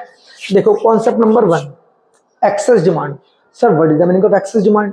बेटे एक्सेस डिमांड होती है कि जितनी डिमांड हमारी इकोनॉमी को चाहिए उससे ज्यादा डिमांड आ रही है, ठीक है। सर समझाओ एक बार, तो देखो मैं समझा रहा हूं, ये देखो ये है एग्रीगेट सप्लाई प्लान, ये है एग्रीगेट डिमांड प्लान, लेकिन एक्चुअल में डिमांड जो आई वो ये आ गई, ये है एक्चुअल डिमांड। तो बेटे ये जो गैप दिख रहा है ना आपको, ये इस गैप को बोलते हैं inflationary gap. Sir excess demand देखो पढ़ो, it refer to the situation where aggregate demand is more than the aggregate supply corresponding to full employment level. अब ध्यान देना जरा इस पे, कह रहा है note excess demand gives rise to inflationary gap. बेटे देश में इन्फ्लेशन यानी कि महंगाई पैदा करती है, ठीक है। अब ध्यान से देखो, इसके ग्राफ के लिए मैंने अभी ऊपर बना दिया था, मैं इसलिए नहीं बना रहा हूं, ठीक है। इसके बाद हम बात करते हैं रीजन ऑफ एक्सेस डिमांड। अरे देश के अंदर डिमांड ज्यादा होती क्यों है, क्यों होती है डिमांड ज्यादा? कुछ कारण है, कुछ सिलेक्टेड से कारण। पहला कारण, rise in proportionate to consume, लोगों की खर्च करने की प्रवृत्ति बढ़ जाए, ठीक है, तो ज्यादा डिमांड करेंगे। रिडक्शन इन टैक्सेस, टैक्स कम हो जाए तो चीजें सस्ती होंगी, ज्यादा डिमांड करेंगे। फॉल इन इंपोर्ट, बाहर से खरीदना बंद कर दिया तो अपने देश के गुड्स को ज्यादा यूज करेंगे, डिमांड बढ़ेगी। राइज इन एक्सपोर्ट, एक्सपोर्ट बढ़ गया यानी कि बाहर वाले भी अब हमारे देश के गुड्स को यूज करते हैं, फिर डिमांड बढ़ेगी। इंक्रीज इन इन्वेस्टमेंट, इन्वेस्टमेंट करेंगे तो डिमांड बढ़ेगी। And increase in government expenditure, अब तो गवर्नमेंट खर्चा कर रही है तो वो भी डिमांड कर रही है तो डिमांड फिर बढ़ेगी। ये होते हैं इसके रीजन एक्सेस डिमांड के। अब देश में अगर एक्सेस डिमांड हो जाए तो इसके इंपैक्ट क्या पड़ते हैं? सुनो सुनो, सोचो, याद मत करो, सोचो। किसी चीज की डिमांड ज्यादा है, क्या होगा? सप्लाई है नहीं, प्राइस हाइक हो जाएंगे, बढ़ेंगे। देखो ये रहा। आउटपुट, प्रोडक्शन बढ़ा ही नहीं सकते, फुल एम्प्लॉयमेंट लेवल पे है, और एम्प्लॉयमेंट वैसे ही नहीं बढ़ा सकते हम, फुल एम्प्लॉयमेंट लेवल पे है, ये हमारी एजम्पशन है। अब बात करते हैं अगला कॉन्सेप्ट, डेफिशिएंट डिमांड। ये क्या है? देखो जितनी डिमांड होनी चाहिए ना उससे कम रह गई डिमांड, ठीक है। लो इसका ग्राफ यहीं पे बनाते हैं, इसकी जगह पे देखो, ये बनाई मैंने एग्रीगेट सप्लाई प्लान, ये बनाई मैंने एग्रीगेट डिमांड प्लान। और हमारी इकोनॉमी में ये ही डिमांड रह गई, एग्रीगेट डिमांड एक्चुअल। तो बेटे ये जो गैप है ना, इस गैप को बोलेंगे डिफ्लेक्शनरी गैप। ये मंदी का दौर है, या महंगाई नहीं बढ़ रही, मंदी हो रही है, इकोनॉमी में मंदी का दौर आ गया। तो देखो इसके कारण क्या होते हैं, क्यों ऐसा दौर आता है? क्योंकि ठीक उसका उल्टा है, ये लोगों की खर्च करने की प्रवृत्ति घट गई, यानी कि लोग बचाते ज्यादा हैं। टैक्स बढ़ गया तो चीज महंगी हो गई, नहीं खर्चेंगे। इंपोर्ट बढ़ गया, बाहर का खरीद रहे हैं तो अपने देश का क्यों खरीदेंगे, फिर डिमांड जो है वो कम हो जाएगी। फॉल इन एक्सपोर्ट, एक्सपोर्ट घट गया, बाहर वाले भी नहीं खरीद रहे हमारा सामान तो सामान बचेगा। Fall in investment expenditure, investment ही नहीं हो रही तो डिमांड नहीं आ रही, और गवर्नमेंट ने भी डिमांड करना कम कर दिया। तो बेसिकली ये इसके रीजन है जिससे हम डेफिसिट डिमांड को नापते हैं, ठीक है। देखते हैं क्या कारण थे, फिर हम बात हैं इसके कॉन्सेप्ट नंबर 6 पे, इंपैक्ट ऑफ डेफिसिट डिमांड।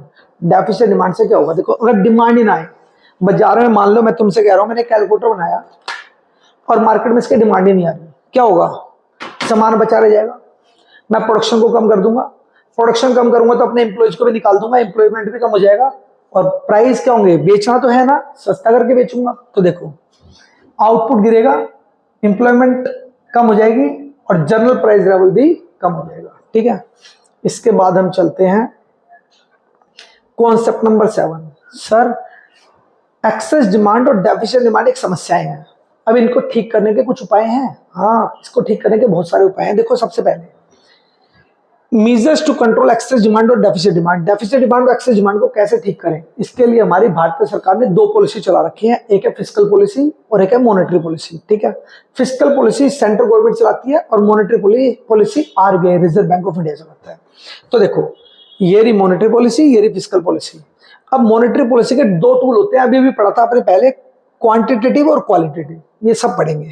तो देखो अगर देश में एक्सेस डिमांड हो जाए, देखो ध्यान से देखो, अगर देश में एक्सेस डिमांड हो जाए तो इसे कैसे कंट्रोल करेंगे? यानी कि ज्यादा डिमांड आ रही है, डिमांड ज्यादा आ रही है तो क्या करेंगे? फिस्कल पॉलिसी में देखो गवर्नमेंट अपने खर्चे कम कर देगी, ठीक है, डिमांड कम होगी, और टैक्स बढ़ा देगी जिससे चीजें महंगी होंगी, डिमांड कम हो जाएगी, है ना। लेकिन अगर मॉनेटरी पॉलिसी की बात की जाए तो वो क्या करेगी? बैंक रेट इंक्रीज करेगी, इससे लोन महंगे होंगे, लोन महंगे होंगे तो लोग लोन कम लेंगे, डिमांड कम होगी। सेल ऑफ सिक्योरिटी, अपनी सिक्योरिटी बेचेगी जिससे सारा पैसा गवर्नमेंट के पास आएगा, पब्लिक के पास पैसा कम होगा तो डिमांड कम होगी। इंक्रीज इन एलआरआर, ज्यादा रिजर्व रखवाएंगे तो लोन कम देंगे, कम लोन जाएगा तो डिमांड कम होगी। इंक्रीज इन मार्जिनल रिक्वायरमेंट ज्यादा रखवाएंगे लोग, फिर लोन कम लेंगे। और लैंडिंग्स को डिस्करेज करेंगे, कहेंगे भैया आप लैंडिंग्स मत दो, तो बैंक लैंडिंग नहीं करेंगे तो डिमांड फिर कम होगी। और क्रेडिट रेशियोइंग, बेटे क्रेडिट रेशियोइंग होता है बेसिकली किसी लोन देने की एक लिमिट फिक्स करना कि भाई इससे ज्यादा आप लोन नहीं दे सकते, किसी एक पर्टिकुलर टाइप का लोन, जैसे एजुकेशन लोन, होम लोन, ठीक है, इससे भी डिमांड कम होगी। ठीक है, तो ये डिमांड को कम करने के तरीके थे, एक्सेस डिमांड को कंट्रोल करने के। अब बात करते हैं हम डेफिशिएंट डिमांड को कंट्रोल करने के तरीके। देखो, अरे गलती हो गई, देखो ये एक्सेस नहीं है, दैट इज डेफिशिएंट डिमांड। अब डेफिशिएंट डिमांड को कैसे ठीक करेंगे? देखो बहुत सिंपल है, फिस्कल पॉलिसी में गवर्नमेंट के खर्चे बढ़ाएगी तो डिमांड बढ़ेगी, और टैक्स को कम करेगी तो सस्ती होंगी चीज, फिर डिमांड फिर बढ़ेगी। मॉनेटरी पॉलिसी से कैसे होगा? ठीक उसका उल्टा, बैंक रेट को डिक्रीज करेगी, ज्यादा लोन जाएगा पब्लिक पे, डिमांड ज्यादा होगी। परचेज करेगी अपनी सिक्योरिटीज को, परचेज करते ही लोगों के पास पैसा आएगा, फिर से डिमांड बढ़ेगी। मार्जिनल रिक्वायरमेंट को कम कर देंगे तो लोन ज्यादा मिलेगा, डिमांड बढ़ेगी। डिक्रीज इन एलआरआर, रिजर्व कम रखेंगे, लोन ज्यादा देंगे तो डिमांड बढ़ेगी। यही कुछ कारण है जिससे हम डेफिशिएंट डिमांड को कंट्रोल कर सकते हैं। ये सारे के सारे आपको लर्न करके रखने हैं, बहुत जरूरी बहुत इंपॉर्टेंट टॉपिक था ये। इसके बाद हमारे कुछ दो छोटे छोटे टॉपिक बच गए हैं। हमारा पहला चैप्टर है government budget and the economy, and हमारा इसके बाद एक दो चैप्टर और बचे हैं, उनको भी हम साथ साथ ही देखेंगे। तो सबसे पहले गवर्नमेंट बजट क्या होता है? देखो हर देश बजट बनाता है, हमारा भारत भी बजट बनाता है, ठीक है। तो गवर्नमेंट बजट बेसिकली एक प्रकार का एस्टिमेट है इनकम और एक्सपेंडिचर का, ठीक है ना, वो भी एक साल का। देखो, the government budget is an annual statement showing item wise estimation of receipt and expenditure during a fiscal year, ठीक है। फिस्कल ईयर होता है 1 अप्रैल से 31 मार्च। Concept number 2, objective. हम बजट क्यों बनाते हैं? कारण नंबर 1, रिसोर्सेज का पुनः बंटवारा करने के लिए, ठीक है, जहां से ज्यादा कमाए वहां ज्यादा लगाओ। पब्लिक एंटरप्राइजेस को मैनेज करने के लिए, अब हमारे भारतीय सरकार की खुद की भी कंपनियां हैं, खुद की ऑर्गेनाइजेशन, उनको मैनेज करने के लिए भी बजट बनता है। इकोनॉमिक स्टेबिलिटी करने के लिए, कोई कहीं बहुत महंगाई ना बढ़ जाए उसको कंट्रोल करने के लिए। इकोनॉमिक ग्रोथ के लिए, ठीक है, भाई देश में ग्रोथ करनी है उसके लिए बजट बनता है। और एम्प्लॉयमेंट जनरेशन, लोगों तक रोजगार पहुंच सके, इसलिए भी बजट बनाया जाता है। ये इसके basic journal objectives of budget, ठीक है। इससे आगे देखते हैं कंपोनेंट ऑफ गवर्नमेंट बजट। अब सर गवर्नमेंट बजट के कंपोनेंट कौन कौन से हैं, क्या क्या होता है बजट में? तो देखो बजट में 2 चीज होते हैं, एक रिसिप्ट, एक पेमेंट, एक्सपेंडिचर। रिसिप्ट 2 प्रकार के, रिवेन्यू, कैपिटल। Revenue, capital. अब रिवेन्यू रिसिप्ट से ना तो एसेट्स पे फर्क पड़ता है और ना ही लाइबिलिटी पे देश की, लेकिन कैपिटल रिसिप्ट से या तो लाइबिलिटी बढ़ेगी या एसेट्स कम होगी। ध्यान रखना बड़ा इंपॉर्टेंट है ये। ऐसे ही रिवेन्यू एक्सपेंडिचर से कोई फर्क नहीं पड़ता, लेकिन कैपिटल एक्सपेंडिचर से या तो लाइबिलिटी कम हो जाएगी या एसेट्स बढ़ जाएगी। ये कम होना बढ़ना बड़ा ध्यान से देखना, आपको मोस्ट इंपोर्टेंट है, ठीक। इससे आगे चलते हैं, concept number 4, type of revenue receipt. कितने प्रकार की होती है रिवेन्यू रिसिप्ट? पहला टैक्स, दूसरा नॉन टैक्स। टैक्स में डायरेक्ट टैक्स जिसका बर्डन शिफ्टेबल नहीं होता, इनडायरेक्ट टैक्स जिसका बर्डन शिफ्टेबल होता है लाइक जीएसटी। नॉन टैक्स में आ जाओ, पहली फी। बेटे कोई भी फीस जो सरकार हमारे ऊपर लगाती है वो सभी गवर्नमेंट की इनकम है, वो भी रिसिप्ट है, रिवेन्यू रिसिप्ट, वो भी नॉन टैक्स। लाइसेंस फीस, जो ड्राइविंग लाइसेंस लेते हो आप, नेशनल परमिट, उसका लाइसेंस फीस हो गई। इंटरेस्ट, जो हमारी भारतीय सरकार इंटरेस्ट चार्ज करती है बाहर की गवर्नमेंट से, बाहर के स्टेट्स गवर्नमेंट से, वो आएगा। प्रॉफिट एंड डिविडेंड, मैंने कहा ना अभी भारतीय सरकार की अपनी भी कंपनी है, वहां से आने वाला प्रॉफिट और डिविडेंड। फॉरफीचर, इंडिया से बाहर से कोई भी ऐसी चीज आ रही है जिसपे टैक्स पे नहीं हुआ तो गवर्नमेंट उसे जब्त कर लेते हैं, उसे बोलते हैं फॉरफीचर। एस्चीट होती है बेटे बेनामी संपत्ति, जैसे किसी का वारिस नहीं था वो गवर्नमेंट के पास चली जाती है अगर वो उसकी डेथ हो जाती है तो। एंड फाइनल पेनल्टीज, बेटे रोड के ऊपर चलते हो विदाउट हेलमेट जो चलान कटते हैं वो सभी इसी के अंदर आएंगे, ठीक है।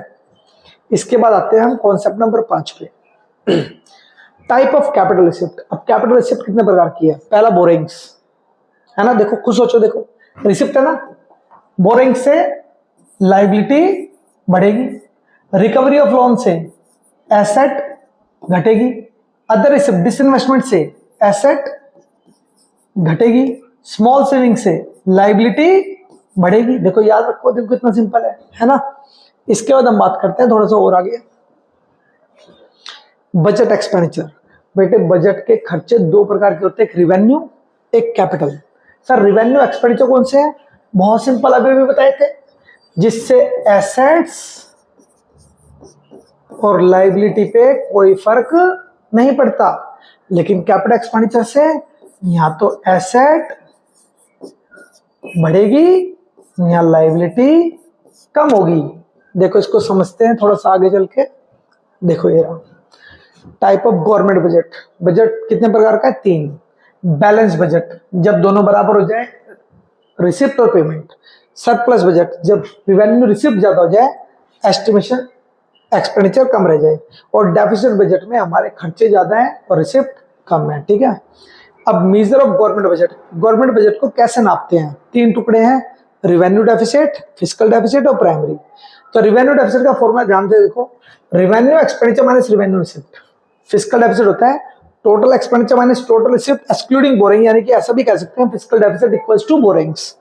एंड प्राइमरी डेफिसिट होता है fiscal deficit minus interest payment. याद रखना ये तीनों फॉर्मूले बड़े काम के हैं, आपके आने के चांसेस बहुत ज्यादा बनते हैं, ठीक है।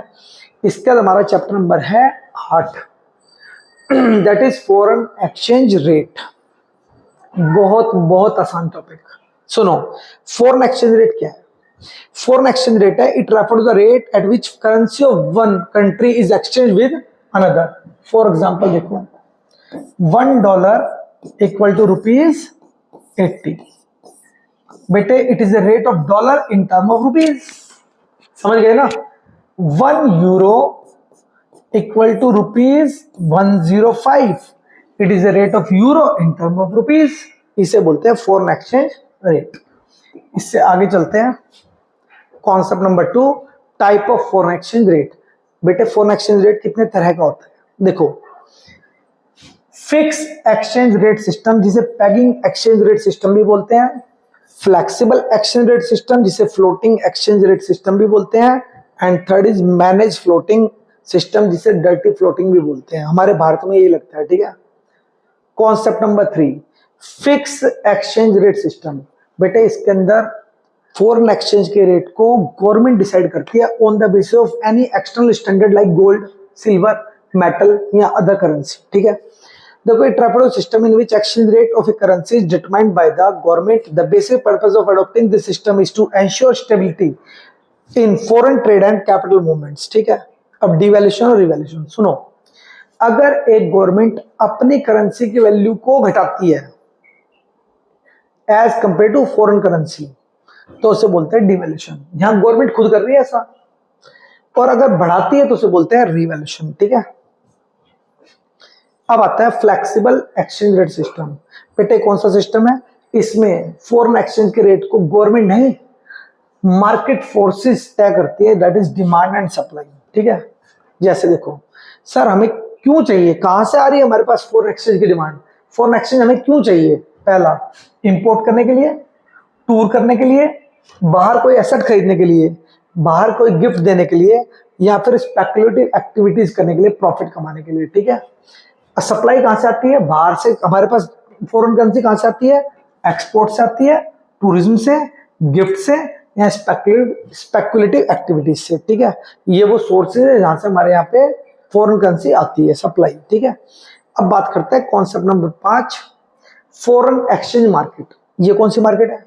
जैसे स्टॉक मार्केट है, सब्जी मंडी, मछली बाजार, ऐसे एक फॉरेन एक्सचेंज मार्केट भी है। इंडिया में एग्जिस्ट नहीं करती लेकिन होती है। ये वो मार्केट है जहां पे फॉरेन करेंसी को खरीदा जाता है, ठीक है, और बेचा भी, ठीक है।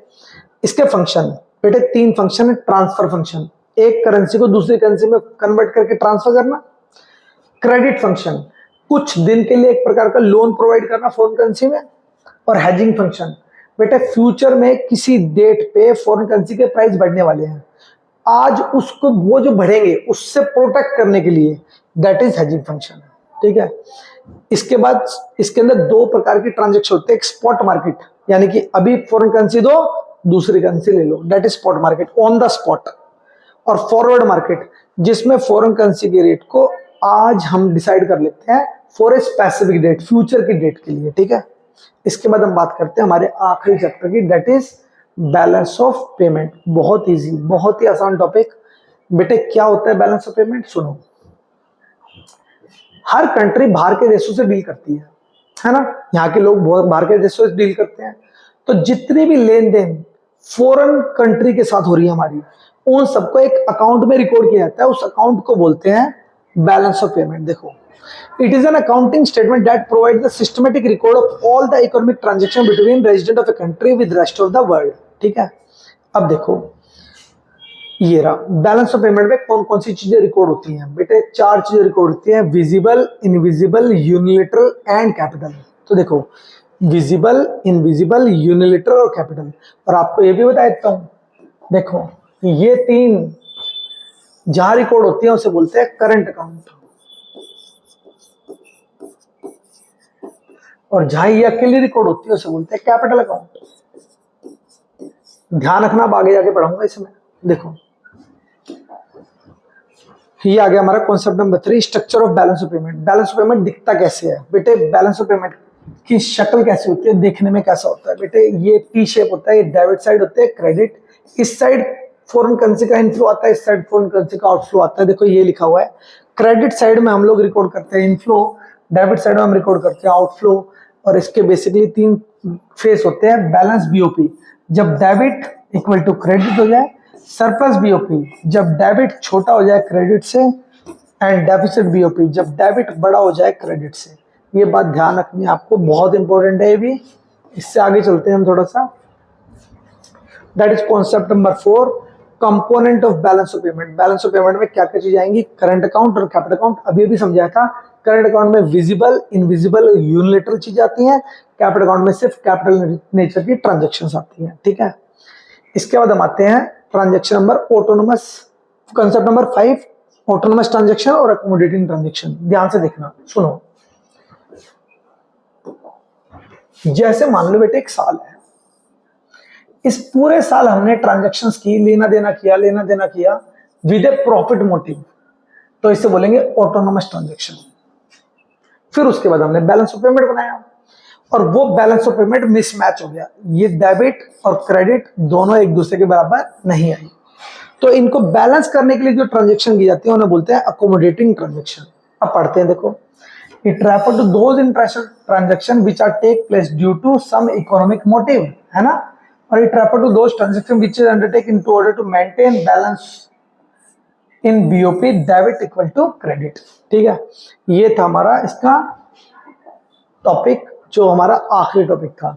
इसी के साथ मैं आप लोगों को मैक्रो इकोनॉमी को खत्म करता हूं, और फिर अभी साथ ही हम थोड़ी सी देर में स्टार्ट कर रहे हैं अपनी माइक्रो इकोनॉमी, जिसको भी हम एक पीडीएफ के साथ खत्म करेंगे।